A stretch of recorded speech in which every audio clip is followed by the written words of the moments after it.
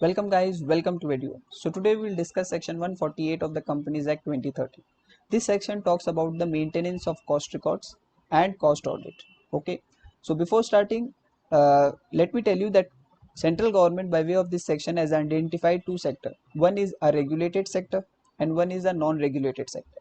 In regulated sector there are around 6 industries and in the non-regulated sector there are around 33 industries. Okay. And the rules regarding the maintenance of cost records and cost audit is applicable only to this 39 industries. Okay, this is regulated sector. So you can see the name of 6 industry: telecom, petroleum, drug, pharma, fertilizer, sugar industry, alcohol, electricity, generation, distribution, transmission and supply. And the 33 non-regulated sector is this. It includes like milk powder, cement, coffee and tea, iron, steel, insecticide, medical devices. So basically all these 39 industries are only required, okay, to maintain the cost record and cost audit, but that too subject to some condition. Let us see the section in detail. Now first of all, cost records. Which companies are required to maintain cost record? तो अगर आप एक ऐसी company हो जो कि regulated sector में fall करते हो या फिर नॉन रेगुलेटेड सेक्टर में फॉल करते हो और प्रेसीडिंग ईयर में अगर आपका टर्नओवर 35 करोड़ या उससे ज़्यादा है, so falling in regulated or non-regulated and turnover 35 crore or more, even though you are a foreign company, आपको cost records maintain करना पड़ेगा. Let us see. So maintenance of cost record in the books of accounts. Companies include foreign companies engaged in the production of goods and rendering of service, covered in regulated and non-regulated sectors, having turnover of 35 crores or more in the preceding financial year from overall products and services. I hope all the points are clear. So आप दोनों sector में किसी में एक में fall करो और 35 करोड़ या उससे ज़्यादा का turnover. Now let us see a small example. ABC Limited engaged in the production of milk powder और milk powder एक नॉन रेगुलेटेड सेक्टर है. ओके, ABC Limited मिल्क के साथ साथ ब्रेड भी बनाता है. Bread is not covered in both the sector, in 39 में कवर्ड नहीं है. So whether ABC Limited should see the turnover of only milk powder or it should see overall turnover? The answer is overall turnover. ABC Limited को पूरा अपने business का turnover देखना होगा. If it is 35 crore or more, it has to maintain cost records. और cost record maintain किसका करना होगा? सिर्फ रेगुलेटेड और नॉन रेगुलेटेड प्रोडक्ट का, दैट इज मिल्क पाउडर का. I hope it is clear. Exemption has been given to micro or small enterprise. So a micro or small enterprise as per MSME Act, उनको cost record maintain नहीं करना. Moving next. अब cost records कैसे maintain करना है? So cost records आपको CRA1 एक format है, उसमें मेंटेन करना है and it should include all units and branches of your company. आपको अपने हर एक यूनिट और ब्रांच का कॉस्ट रिकॉर्ड मेंटेन करना होगा. कॉस्ट रिकॉर्ड्स का मतलब होता है you have to maintain the details of utilization of material, utilization of labour, utilization of overhead और any other item of cost. Also cost records के through you should be able to calculate cost per unit cost of production, cost of operation, cost of sale and profit margin for each products and activities. It could be monthly, half yearly or annually. तो आप ऐसे cost record maintain करो जिससे आप ये सब calculate कर पाओ. And thirdly you should be able to have a control over your operation in order to achieve optimum economies in utilisation. अगर आप कॉस्ट रिकॉर्ड ऐसा मेंटेन करो जिससे कि आप अपने ऑपरेशंस को कंट्रोल कर सके और पर यूनिट कॉस्ट को जितना कम कर सके, मतलब इकोनॉमीज अचीव कर सके. I hope it is clear. Moving next. Now come cost record audit. Before starting, one should know that those who are required to maintain cost records are only required to do cost audit. Now let us see. Now in case of regulated sector, अगर आप regulated sector में fall करते हो तो आपको cost audit तब कराना होगा अगर आपका overall turnover 50 करोड़ या उससे ज़्यादा हो and turnover of the regulated product and services is 25 crore or more. 50 crore total turnover और रेगुलेटेड प्रोडक्ट एंड सर्विस का एग्रीगेट टर्नओवर 25 करोड़ और मोर. फॉर एग्जांपल ABC लिमिटेड का दो बिजनेस है, sugar, footwear. Sugar is a regulated sector. Footwear is not covered in any sector. Total turnover ABC limited का 80 करोड़ है from both the business. Only sugar business का turnover 50 crore है और footwear का 30 करोड़. क्या कॉस्ट ऑडिट कराना पड़ेगा? The answer is yes, cost audit कराना होगा क्योंकि ओवरऑल टर्नओवर 50 करोड़ को क्रॉस कर गया है एंड रेगुलेटेड सेक्टर जो कि शुगर है वो भी 25 को क्रॉस कर गया है. सो टैक्स कॉस्ट ऑडिट कराना जरूरी है. नॉन रेगुलेटेड सेक्टर के लिए क्राइटेरिया है ओवरऑल टर्नओवर 100 करोड़ और मोर और नॉन रेगुलेटेड प्रोडक्ट, सॉरी यहाँ पे non regulated product and services का कितना होना चाहिए? 35 करोड़ और मोर. ओके. एंड टर्नओवर कौन सा देखना है? प्रेसीडिंग ईयर का. Moving next. कुछ कंपनीज को एग्जेम्पशन दिया गया है कॉस्ट ऑडिट पे. 3 कंपनीज है. पहला company which is engaged in export and जिसका टोटल रेवेन्यू का 75% अर्निंग एक्सपोर्ट से होता है. So revenue from export in foreign exchange exceed 75% of total revenue. A company operating from special economic zone को भी एग्जेम्पशन है. और a company engaged in generation of electricity for their captive consumption through captive generating plant. These 3 companies are not required to do cost audit. Moving next. Now who can do a cost audit? जैसे statutory audit a chartered accountant in practice करता है वैसे cost audit will be done by individual cost accountant in practice or a firm of cost accountant in practice. Appointment कौन करेगा? Appointment will be done by board of directors. Okay. Now इसमें एक point है कि अगर आपके company में audit committee है, if section 149 is applicable and you have an audit committee, then audit committee will make recommendation to the board of directors and board of director will approve the recommendation and will appoint a cost auditor. Okay. Board अगर approve नहीं करता है तो अपने हिसाब से board of director cost auditor appoint कर लेगा. क्लियर है. Next is remuneration. रेम्यूनरेशन का सेम प्रोसेस है बट इसमें final approval of the share holder will be required. So in case of remuneration, audit committee will recommend the remuneration to board of directors. Board of director will consider it and approve it, and then shareholder has to finally approve the remuneration. Okay.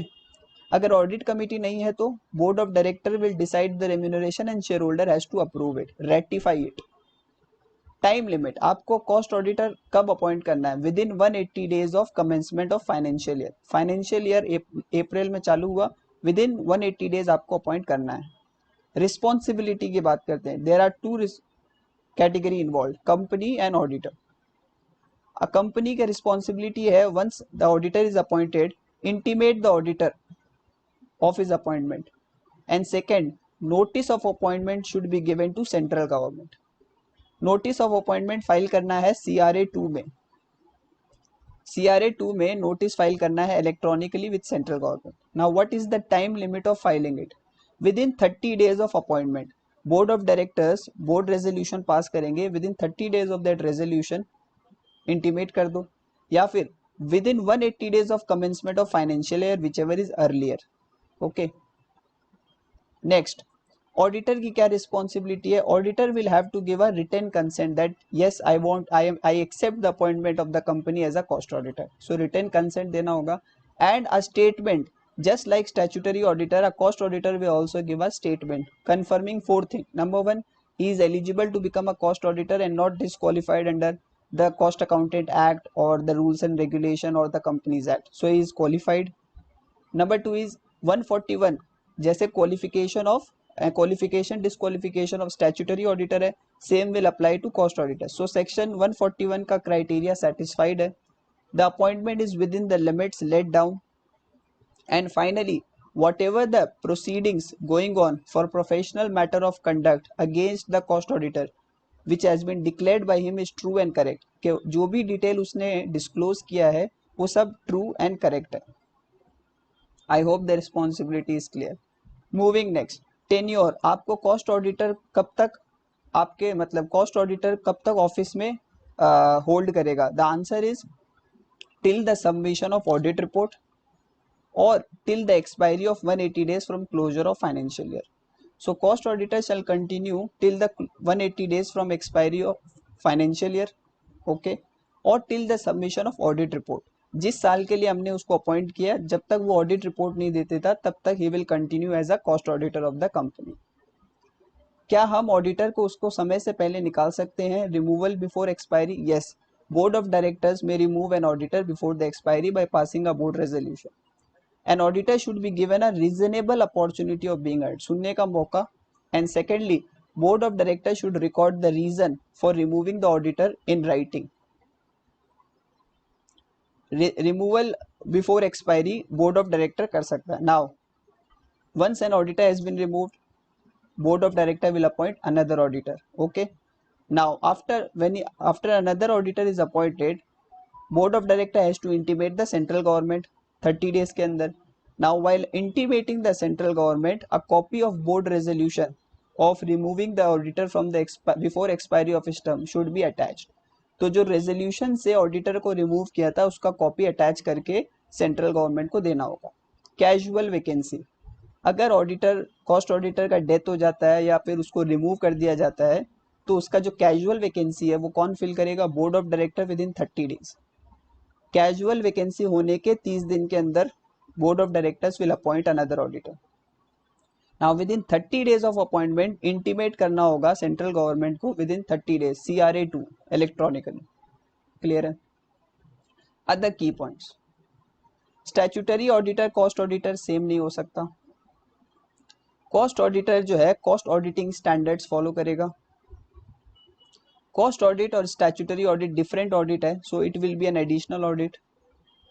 The qualification of a statutory auditor, disqualification of a statutory auditor, rights, duties, obligation of statutory auditor will apply to cost auditor.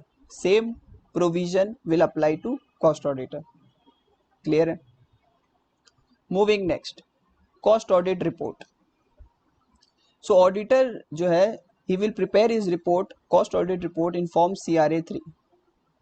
Now cost audit report किसको submit करना होगा? Auditor को cost audit report submit करना है board of directors को. Time limit क्या है? 180 days of closure of financial year. So auditor to board of director को सबमिट करेगा within 180 days of closure of financial year. Whatever the observation, qualification, reservation, suggestion of auditor is there, he should mention in the cost audit report. Okay. Now board of director will consider that report and will see every reservation, qualification if any made by the cost auditor. Now company's responsibility is to submit the cost audit report to central government. So auditor board को देगा और फिर company जो है वो देगा central government को. कितने दिन के अंदर? 30 days of receiving from the auditor. Auditor से जैसे ही मिलेगा उसके 30 दिन के अंदर कंपनी को सेंट्रल गवर्नमेंट के पास में कॉस्ट ऑडिट रिपोर्ट जमा करना होगा CRA4 में. CRA4 में. अच्छा, एनी रिजर्वेशन, अगर कॉस्ट ऑडिटर ने कुछ रिजर्वेशन या क्वालिफिकेशन रिमार्क लिखा है तो उसका एक्सप्लेनेशन भी देना जरूरी है. Full information and explanation on every reservation, qualification should be there. Okay. Now let's come to next point, penalty for non compliance. अगर डिफॉल्टर कंपनी है, कंपनी कुछ डिफॉल्ट करता है तो मिनिमम 25,000 का fine, maximum fine 5 lakh rupees. अगर officer in default है company का, बोर्ड ऑफ डायरेक्टर या वगैरह, तो 10,000 का मिनिमम, 1 लाख का मैक्सिमम फाइन. अगर कॉस्ट ऑडिटर ने कुछ डिफॉल्ट किया है तो मिनिमम 25,000 का फाइन और मैक्सिमम जो फाइन होगा वो होगा लोअर ऑफ द टू, इन दोनों में से जो कम होगा, 5 लाख रुपीज और 4 times the amount of remuneration. 4 times the amount of remuneration, which ever is lower. अगर ऑडिटर ने विलफुल डिफॉल्ट किया है, if auditor willfully or knowingly contravene the provision with an intention to deceive company, shareholder, creditor, tax authority. अगर creditor, share tax authority और company को जानबूझ के deceive करने के लिए अगर ऑडिटर ने कंपनी के एक्ट के प्रोविजन को कंप्लाई नहीं किया तो फिर ऑडिटर को 1 साल का इम्प्रिजनमेंट हो सकता है, अप टू 1 year, और फाइन लग सकता है मिनिमम 50,000 और maximum fine will be lower of the two, 25 lakh rupees or 8 times the amount of remuneration, whichever is lower. I hope it is clear. अगर ऑडिटर को कन्विक्शन मिल जाता है, अगर ऑडिटर को प्रूव हो जाता है कि ऑडिटर गिल्टी है, तो ऑडिटर को रेम्यूनरेशन रिफंड करना होगा कंपनी को. इनफैक्ट उसको डैमेजेस देना होगा कंपनी को, स्टैट्यूटरी अथॉरिटी को या मेंबर और क्रेडिटर्स ऑफ द कंपनी को for any loss arising out of incorrect statement in the audit report. अगर उसके मिस स्टेटमेंट या incorrect statement in the audit report के वजह से किसी कंपनी को या स्टैट्यूटरी बॉडी को या मेंबर और क्रेडिटर को नुकसान होता है, तो उतना लॉस उसको रीपे करना होगा. Reporting of fraud. Whatever the provision of reporting of fraud is there for statutory auditor, the same will apply to cost auditor. So I hope in this small summary I was able to cover each and every point. If you have any doubt, do write in the comment box. Okay, you can connect me on these details. Thank you.